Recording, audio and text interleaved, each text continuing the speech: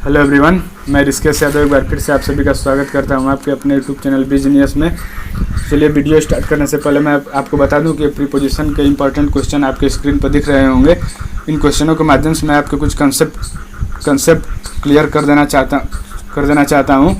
बहुत सारे स्टूडेंटों को कन्फ्यूज रहता है प्रीपोजिशन में, और प्रीपोजिशन उनको बहुत हार्ड लगता है। तो मैं आपको एक चीज़ बता दूँ कि कोई चीज़ हार्ड नहीं होती। यदि आप लगातार प्रैक्टिस किसी चीज़ का करते रहिए, यदि आप प्रैक्टिस करेंगे कोई भी चीज़ का तो वो आपको आसान लगने लगेगा। यदि प्रैक्टिस नहीं करेंगे तो वो आपको हार्ड लगने लगती है। किसी ने कहा भी है कि practice make a man perfect, तो ये बात बिल्कुल 100% सही है, क्योंकि आप बिना प्रैक्टिस के यदि आप कोई चीज़ पाना चाहते हैं तो असंभव है। तो प्रैक्टिस बहुत ही ज़रूरी है, चाहे वो किसी भी एरिया में हो। तो चलिए हम क्वेश्चन स्टार्ट करते हैं। क्वेश्चन नंबर पहला देखिए, इसमें हम लोगों को प्रीपोजिशन फिल करना है कि यहाँ पे प्रीपोजिशन क्या फिल होगा। Her lover goes to office a taxi, मतलब उसका जो लवर था वो ऑफिस गया टैक्सी से। तो इसमें बच्चे बहुत ज़्यादा कंफ्यूज रहते हैं दो ऑप्शन में, इन में और बाई में। तो चलिए मैं आज ये आपका कंफ्यूजन दूर कर देता हूँ। इसमें जो प्रीपोजिशन होगा, राइट आंसर होगा वो इन होगा। कहीं पर आप लोग बाई भी देखे होंगे। तो देखिए इसका रूल ये होता है कि यदि कोई यातायात का साधन हो गया, जैसे टैक्सी हो गया, स्कूटर हो गया, बस हो गया, ट्रेन हो गया, यदि उसके पहले कोई आर्टिकल आ जाए तो यहाँ पे प्रीपोजिशन इन का यूज करते हैं हम लोग। ठीक है, ध्यान से समझिएगा कि यदि कोई यातायात का साधन है, उसके पहले यदि कोई आर्टिकल का यूज हुआ हो तो तब हम लोग प्रीपोजिशन इन का यूज करते हैं। ठीक है, तो इस क्वेश्चन में इस तरह से इन इज द राइट आंसर। और यदि यातायात के पहले कोई पॉजिटिव एडजेक्टिव हर हिज, चलिए ये अगले क्वेश्चन में, तो अब इस तरह से इसका राइट आंसर इन है। अब इस तरह अगला क्वेश्चन देखिए। अगला question, we are going to college your taxi. तो मैं आपको बताना चाह रहा था कि यदि यातायात के साधन के पहले यदि कोई positive adjective your, her, his, etcetera, it से आ जाए तो इसके पहले भी हम लोग इन प्रीपोजिशन का ही यूज करते हैं। तो आप लोगों को कन्फ्यूज नहीं होना है। दो रूल मैंने आपको क्लियर यहाँ पे किया है कि यदि कोई यातायात के साधन के पहले कोई आर्टिकल हो या यातायात के साधन के पहले कोई पॉजिटिव एडजेक्टिव हो, या जैसे योर हो गया, हर हो गया, हिज हो गया, तो इसके पहले हम लोग प्रीपोजिशन इन का यूज करते हैं। ठीक है, तो आप लोग कंफ्यूज मत होइएगा इन और बाई में। क्वेश्चन नंबर थर्ड देखिए, ही गोज टू स्कूल। अब देखिए यहाँ पे बाई का यूज होगा। ठीक है, क्योंकि ये यातायात का साधन बस है, बस हो गया, ट्रेन हो गया, तो इसके पहले हम लोग यदि कोई आर्टिकल का यूज ना हुआ हो या कोई पॉजिटिव एडजेक्टिव का यूज ना हुआ हो तो हम लोग सीधे बाई का यूज करते हैं यहाँ पे। ठीक है, तो उम्मीद है कि क्वेश्चन आपको समझ में आया होगा। और बाई का यूज बहुत जगह होता है, जैसे बाई का यूज ज़्यादातर पैसिव वॉइस में आप लोगों ने देखा होगा कि जब भी हम लोग पैसिव वॉइस बनाते हैं तो जो जैसे सब्जेक्ट को ऑब्जेक्ट में चेंज करते हैं तो इसके पहले हम लोग बाई का यूज करते हैं। ठीक है, ज़्यादातर हम लोग यूज इसका पैसिव वॉइस में करते हैं। और बहुत सारे इसका वर्ड फ्रेज में भी यूज होता है, जैसे बाई नाइट हो गया, बाई हर्ट हो गया, यानी दिल से, यानी या बाई नाइट या मैं आपको बता दूं कि कोई ट्रांसपोर्ट हो गया तो उसके पहले हम लोग बाई का यूज करते हैं। और आन का भी यूज होता है। आन का यूज कहाँ होता है? आन का यूज होता है जब खुला एरिया हो, ऊपर से कोई, जैसे टैक्सी है तो टैक्सी के ऊपर कवर है, लेकिन जैसे स्कूटर हो गया या साइकिल हो गया तो इसके ऊपर पूरा खुला आसमान है, तो उससे जब हम लोग ट्रैवल करेंगे तो यहाँ पे आन का यूज होगा। ठीक है, तो उम्मीद करता हूँ कि क्वेश्चन आपको समझ में आया होगा और इस तरह से आपको कन्फ्यूजन भी दूर हो गया होगा कि कहाँ पे इन का यूज होगा और कहाँ पे बाई का यूज होगा। अब क्वेश्चन नंबर चौथा देखिए, ही वॉज एस्टोनिश्ड। देखिए आश्चर्यचकित वाले जितने भी शब्द हैं, एस्टोनिश्ड हो गया, सरप्राइज्ड हो गया, वेक्स्ड हो गया, इसका मतलब आश्चर्यचकित होता है। इसके तुरंत बाद एक फिक्स्ड प्रीपोजिशन एट का यूज होता है। ये बहुत ही ईजी क्वेश्चन है। ईजी देखने में तो ईजी लग रहा है, लेकिन ये एग्जाम में आए हुए क्वेश्चन है। तो हमारा क्वेश्चन नंबर 4 का राइट आंसर एट होगा। क्या मैंने आपको बताया कि कोई भी आश्चर्यचकित, यानी ऐसा वर्ड जिसका मतलब आश्चर्यचकित हो, उसके पहले फिक्स प्रीपोजिशन एट का यूज होता है। ठीक है, क्वेश्चन नंबर 5 देखिए, ही वाज एंग्री। अब देखिए एंग्री के बाद भी दो प्रीपोजिशन का यूज होता है, एक एट का यूज होता है और एक विथ का यूज होता है। तो मैं आपको बता दूं कि यदि एंग्री विथ है तो एंग्री विथ के बाद तुरंत कोई पर्सन होना चाहिए। यदि कोई पर्सन है तो एंग्री विथ होगा। यदि आप किसी सिंपल सी भाषा में समझ लीजिए कि यदि आप किसी व्यक्ति से नाराज हो रहे हैं तो विथ प्रीपोजिशन का यूज होगा, एंग्री के बाद विथ का यूज होगा। यदि किसी निर्जीव वस्तु से यदि आप नाराज हो रहे हैं या किसी के बिहेवियर से नाराज हो रहे हैं तो यहाँ पे एट का यूज होगा। तो 5वां का राइट आंसर एट है। यदि आप किसी व्यक्ति से नाराज होंगे तो वहाँ पे विथ आएगा, ठीक है। तो इस तरह से क्वेश्चन नंबर 5वां का right answer A is the right answer. और इस आइए नेक्स्ट क्वेश्चन के बारे में देखिए। अब नेक्स्ट क्वेश्चन वही सेम क्वेश्चन है, ही वाज एंग्री। देखिए इसमें मैंने आपको बताया कि यदि आप किसी व्यक्ति से यदि नाराज होंगे तो एंग्री के बाद विथ का यूज होगा। तो इस वजह से क्वेश्चन नंबर 6 का A option is the right answer. क्या मैंने आपको दो चीज़ बताया, एंग्री के बाद यदि किसी के बिहेवियर से एंग्री हो रहे हैं तो ऐड का, और यदि किसी व्यक्ति पर एंग्री हो रहे हैं तो विथ का। एंग्री मतलब गुस्सा होना होता है। अब क्वेश्चन नंबर 7 देखिए, I am used exercise regularly. बहुत ही इंपॉर्टेंट क्वेश्चन है ये क्वेश्चन बहुत बार एग्जाम में आया हुआ है, चाहे किसी प्रकार का भी एग्जाम हो। देखिए यूज्ड का प्रयोग जो होता है वो दो तरह से होता है, एक तो ऑक्सिलरी यानी हेल्पिंग वर्ब की तरह होता है और एक मेन वर्ब की तरह होता है। तो देखिए जब मेन वर्ब की तरह इसका यूज होगा तो यूज्ड टू के बाद तुरंत वर्ब में आईएनजी का यूज होता है, और जब ऑक्सिलरी वर्ब की तरह यूज होगा तो यूज्ड के बाद केवल टू का यूज होता है और वर्ब का फर्स्ट फॉर्म होता है, ठीक है। सिंपल से यार मैं आपको बता दूं कि यदि यूज के पहले कोई हेल्पिंग वर्ब या ऑक्सिलरी वर्ब है यहाँ पे, यदि यूज के पहले is am are was were या कोई मॉडल्स हो गया और उसके बाद यूज आया है तो use plus two plus verb में आईएनजी प्लस वर्ब में आईएनजी, ठीक है। तो आप लोग समझ गए होंगे कि यदि यूज्ड एक बार मैं आपको कंफर्म कर दूं कि यदि यूज के पहले कोई ऑक्सिलरी वर्ब आया हो तो यूज के तुरंत बाद टू और टू के बाद वर्ब में आईएनजी का यूज होता है। लेकिन यदि यहाँ पे एम नहीं होता, केवल यूज होता तो यूज के पहले टू प्लस V1 का यूज होता है। तो इस वजह से इसका जो राइट आंसर होगा वो C is the right answer, use to taking होगा।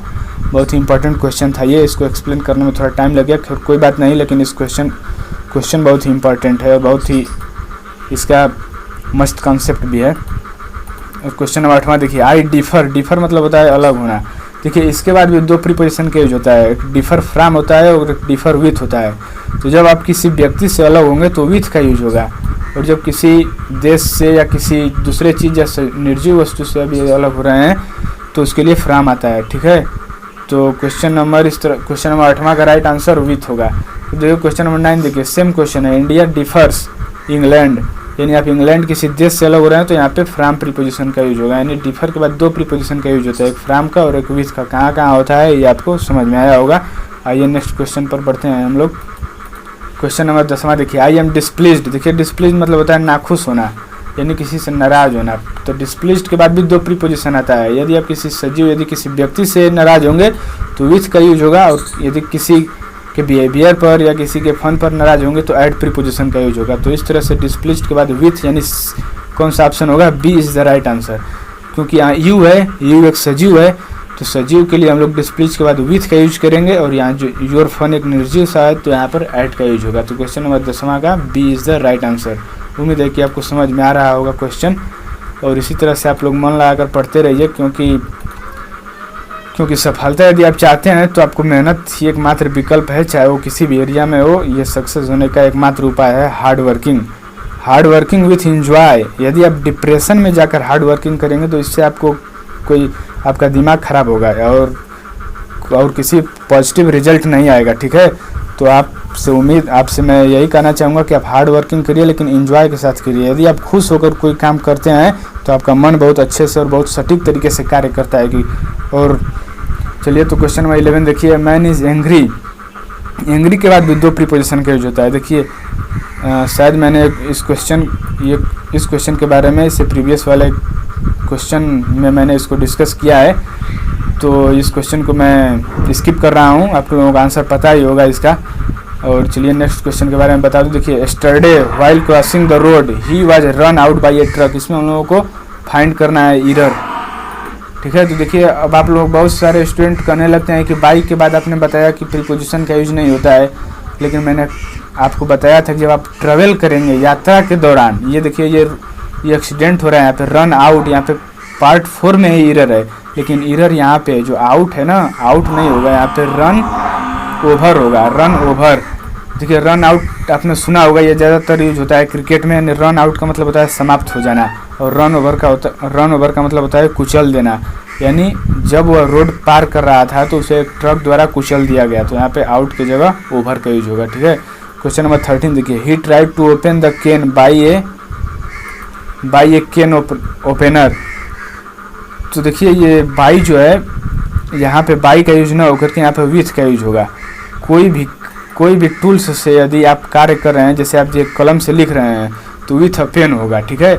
यदि कोई टूल्स को अपने हाथ में लेकर कर रहे हैं तो वहाँ पे बाई का प्रीपोजिशन का प्रयोग ना होकर के विथ प्रीपोजिशन का यूज होता है। तो इस तरह से क्वेश्चन नंबर 13 के थर्ड पार्ट में यहाँ पे बाई का यूज ना होकर के विथ का यूज होगा। हाँ, एक चीज़ और, यदि यहाँ पे ए ना होता, यदि यहाँ पे सपोज दैट ए को हम हटा देते तब बाई हमारा प्रीपोजिशन बिल्कुल राइट था, ठीक है। तो उम्मीद करता हूँ कि क्वेश्चन आपको समझ में आया होगा, क्योंकि बाई के तुरंत बाद हमने बताया था कि, चलिए खैर कोई बात नहीं। क्वेश्चन नंबर 14 देखिए, हिज फादर डील्स शुगर। देखिए इसके बाद भी दो प्रीपोजिशन का यूज होता है, डील्स के बाद इन का यूज होता है और डील के बाद विथ का यूज होता है। तो देखिए डील के बाद विथ का यूज होता है। डील विथ मतलब होता है कि व्यवहार करना, किसी व्यक्ति से या किसी से व्यवहार करना, और डील इन का मतलब होता है व्यापार करना। तो शुगर के साथ तो व्यवहार करेगा नहीं, तो इस तरह से हमारा बी ऑप्शन कट हो गया। वो डील इन यानी शुगर का व्यापार करेगा, यानी इस फादर उसके पिताजी शुगर का व्यापार करते हैं। तो यहाँ पे A is the right answer. Question number 15 देखिए, कोलेरा हैज ब्रोकन। ये देखिए ब्रोकन के बाद ये यहाँ पे हम लोगों को प्रीपोजिशन फिल करना है कि कौन सा प्रीपोजिशन फिल होगा। देखिए ब्रेक इनटू मतलब होता है कि ज़बरदस्ती किसी के घर में प्रवेश करना। ब्रेक आउट मतलब होता है किसी बुरी चीज़ या किसी अशुभ घटना का आरंभ होना, ठीक है। तो कॉलेरा एक रोग है जो बहुत ही खतरनाक रोग है। तो यहाँ पे जब किसी बुरी चीज़ का आरंभ होता है, किसी अशुभ घटना का आरंभ होता है, तो यहाँ पे ब्रोकन के बाद तुरंत आउट का यूज होगा। यानी ब्रोकन आउट का मतलब होता है किसी अशुभ घटना या किसी रोग का फैलना। तो इस तरह से क्वेश्चन नंबर 15 के ए पार्ट होगा, आउट होगा, ब्रोकन आउट। ब्रेक इनटू मतलब होता है ज़बरदस्ती किसी के घर में प्रवेश करना या सेध मारना। और अगले क्वेश्चन की ओर हम लोग इस तरह से बढ़ेंगे। क्वेश्चन नंबर 16 देखिए, वी मस्ट ब्रेक। देखिए यदि इसका जो राइट आंसर होगा वो विथ होगा, ब्रेक विथ। ब्रेक विथ मतलब होता है,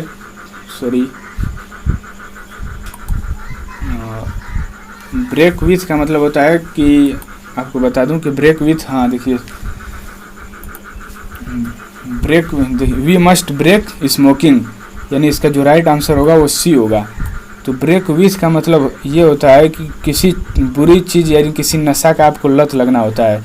तो इस तरह से क्वेश्चन नंबर 16 का सी आंसर होगा। ब्रेक आउट का मैंने आपको बताया था कि बुरी घटना या किसी रोग का फैलना होता है। ब्रेक इनटू, यहाँ पे इनटू होगा, ब्रेक इनटू या ब्रेक इन मतलब ज़बरदस्ती किसी के घर में प्रवेश करना। क्वेश्चन नंबर 70 देखिए, द टाइगर अटैक। कुछ वर्ड ऐसे हैं, ध्यान से समझिएगा, कुछ वर्ड ऐसे हैं जिनके बाद हम लोग प्रीपोजिशन यूज नहीं होता है। इसका जो राइट आंसर होगा वो डी होगा। बहुत से बच्चे अटैक के बाद आन लगा देते हैं, लेकिन यहाँ पे अटैक के बाद आन नहीं होगा। जैसे अटैक हो गया, रिजेंबल हो गया, रिजाइन हो गया, और बहुत सारे वर्ड हैं, इंजॉय हो गया, इसके बाद नो प्रीपोजिशन का यूज होता है। तो क्वेश्चन नंबर 17 का D is the right answer. यहाँ अटैक के बाद कोई प्रीपोजिशन, नो प्रीपोजिशन होगा। कुछ बहुत सारे ऐसे वर्ब हैं, मैं आपको किसी वीडियो में बताऊंगा कि बहुत सारे ऐसे वर्ड हैं जिनके बाद नो प्रीपोजिशन का यूज होता है, किसी प्रीपोजिशन का यूज नहीं होगा। रिजेंबल हो गया, RESEMBLE, अटैक हो गया, इंजॉय हो गया, बहुत सारे वर्ड हैं। तो चलिए अब क्वेश्चन स्टार्ट करते हैं। अगला क्वेश्चन देखिए, आई विल इन्फॉर्म। देखिए इन्फॉर्म भी एक प्रकार का ऐसा वर्ड है जिसके बाद नो प्रीपोजिशन, किसी भी प्रीपोजिशन का यूज नहीं होता है। तो इस तरह से यहाँ पे ऑप्शन नहीं दिया गया था, खैर कोई बात नहीं। तो यहाँ पे आप लोग लर्न कर लीजिएगा कि इन्फॉर्म के बाद भी नो प्रीपोजिशन का यहाँ पे कोई प्रीपोजिशन यूज नहीं होगा। क्वेश्चन नंबर 19 देखिए, माई पेन इज़ डिफरेंट। हाँ देखिए डिफरेंट एक फिक्स, इसके बाद फिक्स प्रीपोजिशन का यूज होता है। डिफरेंट के बाद हमेशा फ्राम का यूज होता है, डिफरेंट फ्राम, ठीक है।